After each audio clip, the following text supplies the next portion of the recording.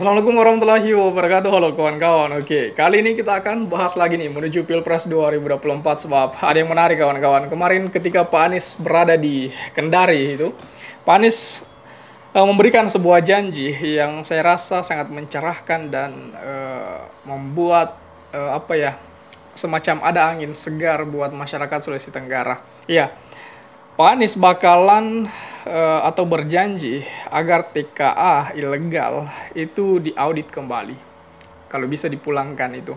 Ini menarik sekali karena kemarin ada banyak dugaan TKA ilegal khususnya yang dari Tionghoa, Cina masuk di Kendari, bekerja di perusahaan-perusahaan dan diduga ini gaji mereka itu ada 2 dan 3 kali lipat dari gaji-gaji pekerja lokal itu. Ini yang menjadikan ada semacam kecemburuan sosial di wilayah itu. Dan ini Pak Anies bertemu buruh di Kendari dan berkomitmen untuk mensejahterakan buruh sekaligus berkomitmen untuk memberikan kesejahteraan kepada para pekerja-pekerja lokal dan yang dan untuk kemudian bagaimana bisa kedepannya mengaudit para buruh ilegal yang berasal dari luar. TK ilegal harus diaudit atau perlu dipulangkan kawan-kawan. Ini yang harus kita bahas lebih jauh lagi.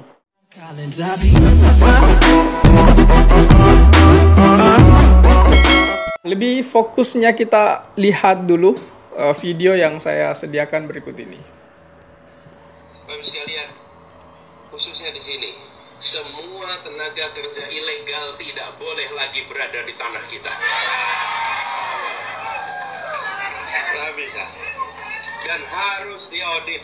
Negara tidak boleh diam menyaksikan orang-orang ilegal itu masuk ke sini. Tidak bisa. Dan ini soal harga diri kita. Bagaimana kita membiarkan orang-orang ilegal bekerja di tanah kita, lalu diberi gaji berlipat dari tenaga lokal? Apa penjelasan kita kepada rakyat ini kalau itu dibiarkan? Betul tidak? Ini tidak boleh dibiarkan.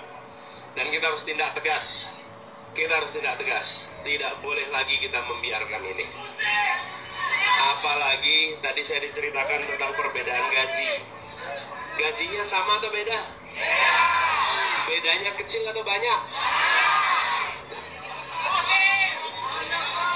Ibu sekalian, kita harus katakan, sekalian, kita harus bilang kepada semua orang yang berusaha di tempat itu, mengapa kita memilih merdeka?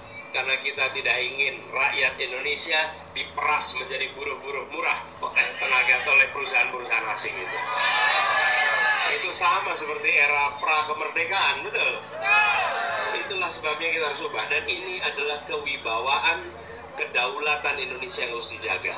Insya Allah ini kita akan perjuangkan terus, Bapak sekalian. Itu tidak kalah penting. Ini buat teman-teman yang baru lulus, yang fresh graduate. Saya ingin sampaikan semua, kenapa lapangan pekerjaan itu sulit ketika pertumbuhan ekonomi itu tinggi? Di mana-mana, kalau ada pertumbuhan ekonomi, harusnya lapangan pekerjaan tambah. Kenapa itu terjadi? Begini, pertumbuhan ekonomi itu ditopang oleh investasi. Ada investasi, lalu dibangun kegiatan ekonomi, kegiatan usaha. Nah, kegiatan usaha yang terjadi selama 8 tahun terakhir ini adalah kegiatan yang padat modal, tapi tidak padat karya. Sehingga ya pertumbuhan ekonominya terjadi, tapi penyerapan tenaga kerja kurang. Karena itu ke depan yang kita mau dorong apa? Investasi yang menyerap tenaga kerja, supaya mereka yang sudah selesai sekolah, kuliah, ada lapangan kerja. Itu nomor satu. Jadi investasi yang padat karya, bukan investasi padat modal. Pertambangan itu padat modal, pekerjanya sedikit. Kalau uang yang sama dipakai untuk pabrik, dipakai untuk pertanian, perkebunan, perikanan, maka penyerapan tenaga kerjanya akan luar biasa. Itulah sebabnya ke depan insya Allah kita dorong investasi manufaktur, investasi agriculture, investasi pertanian supaya menyerap tenaga kerja baik. Yang kedua, penyerapan paling cepat itu apa? UMKM. UMKM itu paling cepat. Begitu buka usaha kecil, langsung kanan kirinya bisa ikut bekerja. Betul tidak? Dan itu artinya modal untuk sektor informal. Coba sekarang Bapak Ibu sekarang pikirkan. Ini saya ceritakan nih. 95% usaha di Indonesia itu non formal. Tapi kalau mau pinjam uang, yang mudah pinjam itu kalau formal. Kalau informal sulit pinjam. Betul tidak? Kapan kita mau maju kalau yang 95% tidak diberikan kemudahan untuk permodalan? Ini adalah salah satu perubahan peraturan yang akan kita lakukan supaya informal mudah mendapatkan modal.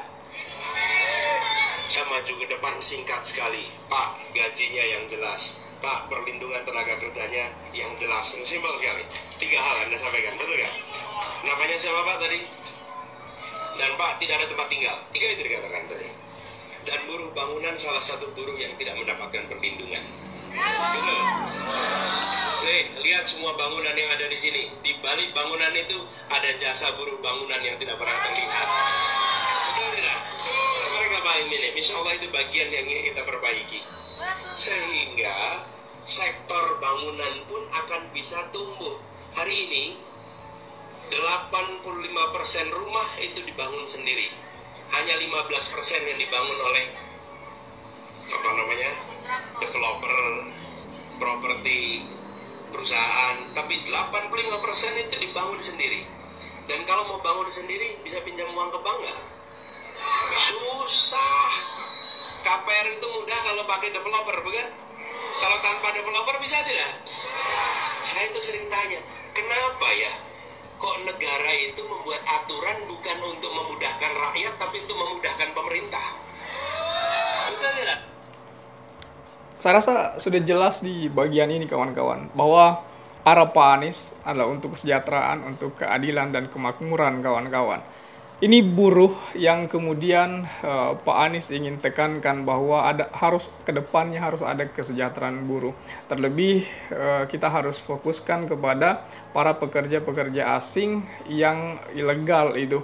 Itu semuanya harus diaudit kembali, kalau bisa dipulangkan supaya banyak penyerapan tenaga lokal kita yang bekerja di suatu tempat, tanpa perlu lagi bergantung pada tenaga asing, apalagi buruh-buruh kasar. Itu saya rasa masih banyak tenaga lokal kita yang masih butuh pekerjaan dan mumpuni untuk wilayah itu. Bagaimana tanggapan kawan-kawan melihat Pak Anies di Kendari ini?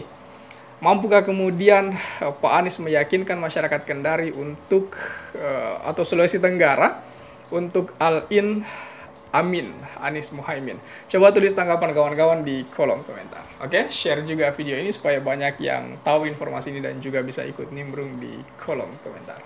Oke kawan-kawan, jadi saya pikir itu saja dulu. Terima kasih telah tiba di sini. Jangan lupa subscribe agar tidak ketinggalan pada video selanjutnya. Sekali lagi terima kasih dan wassalamualaikum warahmatullahi wabarakatuh.